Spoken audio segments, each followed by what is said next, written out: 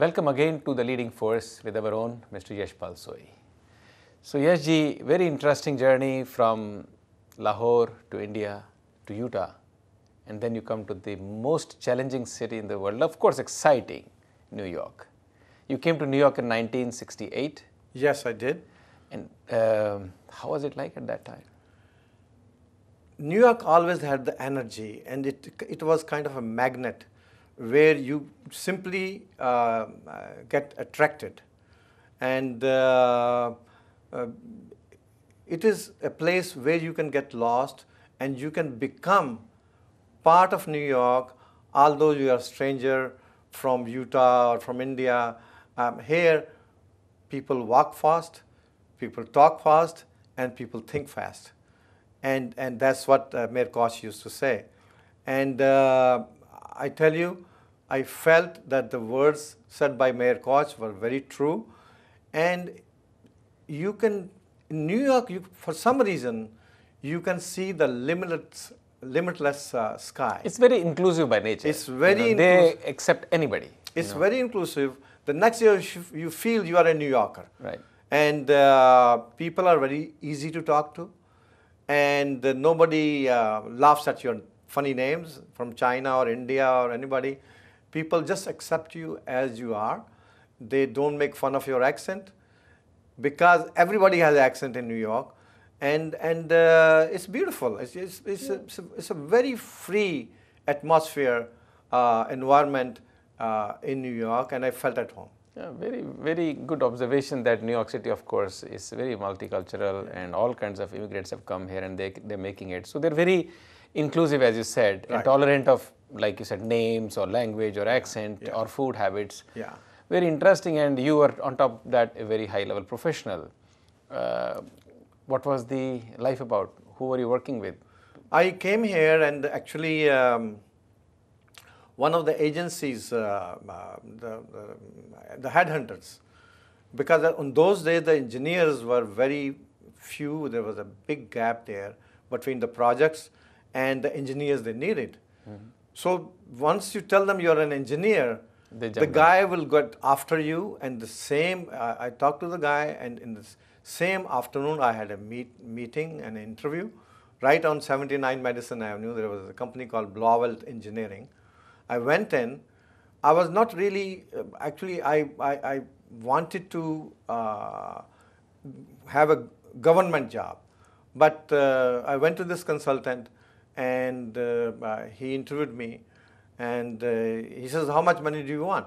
So I asked him much higher than the prevalent wages. Okay.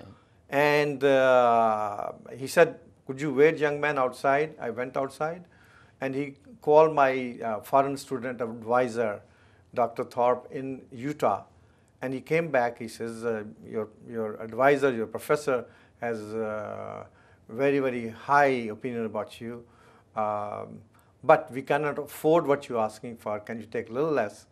So I got very good salary, and he says, not only that, we'll try to get you a green card and all that.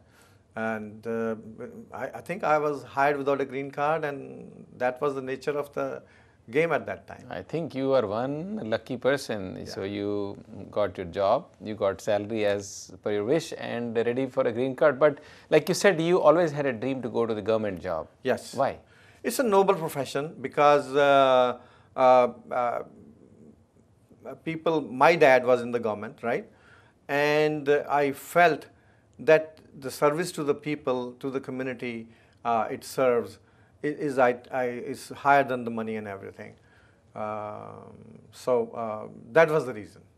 Now you, while working, also registered with Ivy League University, Columbia for your master's degree.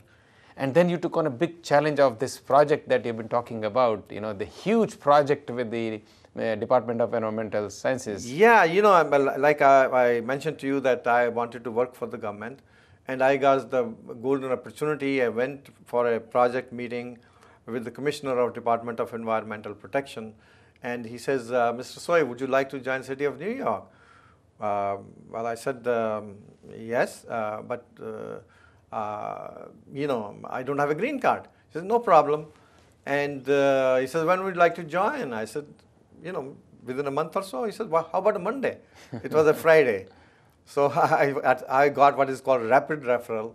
They hired me, and from there I, on a part-time basis in the evenings, I joined the Ivy League school, Columbia University, for my master's in management and industrial engineering. And after I completed that,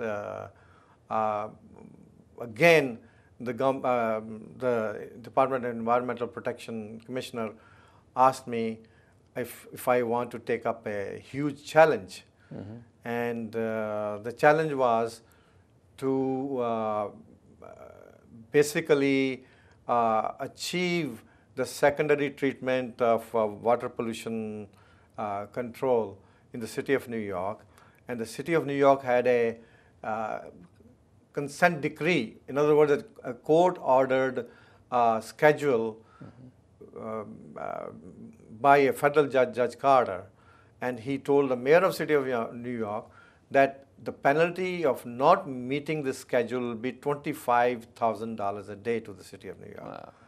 And so it was a serious business, and I got involved with it, and thank God I was successful. Well, congratulations. That laid the foundation once again for your extraordinary professional growth. You eventually retired as the chief engineer. Well, with the Department of Environmental Engineering, the Department of Environmental Protection in City of New York. I was the chief of federal and state aid unit. That's one of the very rare things, because in those days I met recently some unique personalities, one of the few 5 CEOs from that time, and here we have a man who went to the highest position in the government. But parallelly, you were constantly developing another field for you, which was arts, entertainment. Where did this bug come to you? You know, I was always fond of singing. In the school prayers, I used to be the lead singer. So I wanted to do the next best thing, was to hear that music here, hear the news from India. And there was no channel whatsoever. There was no India Abroad, there was no Vision of Asia, there was no TV, there was nothing, and no newspaper. So one day when we were singing together on Saturday in Columbia University with friends, they said, Yashpal Soi, how about starting a radio program? This is which year now? This was 1969. Wow. And I said, okay, you guys given me a challenge, let me meet it. I started looking for a radio station where we could have Indian music, and finally I was successful, and long behold we started Amar Taj Geetmala, like Binaka Geetmala in India, which was so famous at that time. And I put the name Amar because of my dad's name, Amar Taj Geetmala. And we became instantly very popular because... Obviously, in no man's land, certainly you have music in your car, radios, and it would be unbelievable for yes, people. and its range was very good, from Philadelphia to Long Island to Connecticut, everywhere that was going. And my studios were at 515 Madison Avenue in New York City. And we interviewed Mother Teresa, we interviewed Prime Minister Indira Gandhi, Morarji Bhai, Pramukh Swamiji in 71 or something. So it became a channel for the Indian community, not only the Indian community, for my Pakistani friends, for Bangladeshi friends, for Surinamese friends, for Guyanese friends, for people from Mauritius, people from Suriname. Everywhere, people of Indian origin started tuning me on.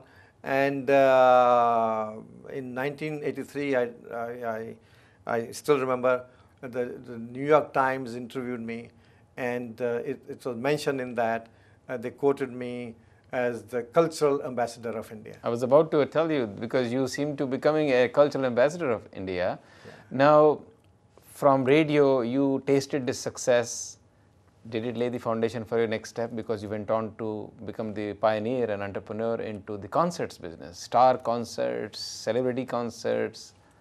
Where did you find this time? Where did you have this motivation? Well, I tell you, the busiest people, I see in you also, the busiest people have time.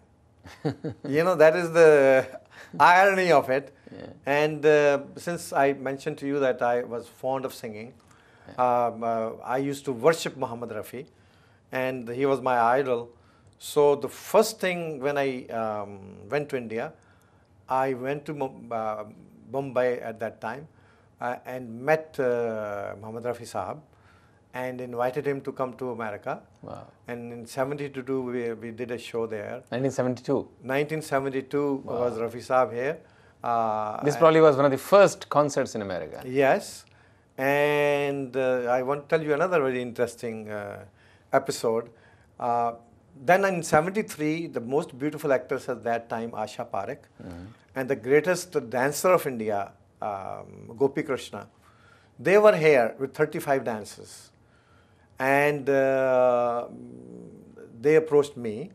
They said, we want to do a show. But Asha Parekh said that I want to do in Lincoln Center. So at Lincoln Center, very expensive. At the same time, very difficult to get. So I went to Lincoln Center. I still remember. And there was a gentleman, tall gentleman, American. He asked me, young man, what can I do for you? I said, I want to rent Lincoln Center. He laughed at me. He said, I'm not serious. I must be kidding. And he says, which date do you want? So I said, I want September 14, 1973. So he opened the register. And luckily for me, that date was open. So he says, well, what you do, you bring tomorrow $9,800 cash, certified check or money order, and then we'll talk. And then he walked away. Now, since he didn't think I was serious, that made me more determined. So next day, first thing in the morning, I went there. And 10 o'clock, I said, here's your money order, $10,000. And please give me the date. So he says to me, I think you're crazy. So I said, yesterday you insulted me by being rude. Today, you are saying I'm crazy. I told him, this 7-foot tall man, I said, what's your problem? So he looked at me and he was stunned. And he was in shock for a moment. And he says, what is your name? I said, Yashpal Soi. Huh? Please take a seat. This is the first time he was being nice. So I took the seat and he said, I'm very sorry. I said, that's okay. You know. He said, I'm going to help you. I said, how are you going to help me? He said, I'm going to send you to Mr. Clive Barnes. I said, who is he? He's the chief critic of New York Times. You please go and see him. As a matter of fact, I'm going to call him now. So he called in front of me. And luckily for me, Mr. Clive Barnes was available. And I went there, and the rest is history. I mean, certainly. Now I know you laid this foundation from that day. First person to go to Lincoln Center, and then of course Madison, Morton Madison Symphony Hall, Carnegie Halls, Asha Bhosle, Jagjit Singh, Mr. Amitabh Bachchan, Hema Malini. I mean, you have been in the concert business for so long that there is a question that comes to my mind, but we'll do that right after the break. Stay right there. We will be right back after a short break on this leading force with Mr. Yashpal Soi.